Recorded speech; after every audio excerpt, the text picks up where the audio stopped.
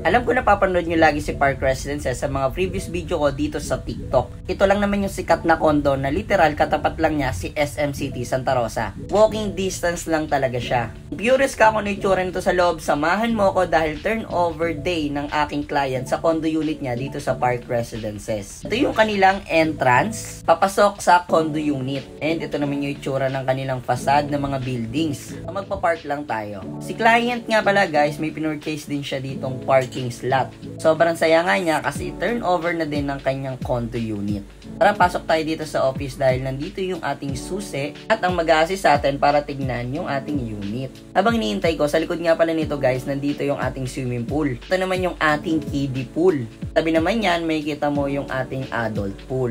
Hindi ba siya pwedeng gamitin? By next month, baka pwede na. Ito naman yung POV mo pag binabantayan mo yung anak mo naliligo.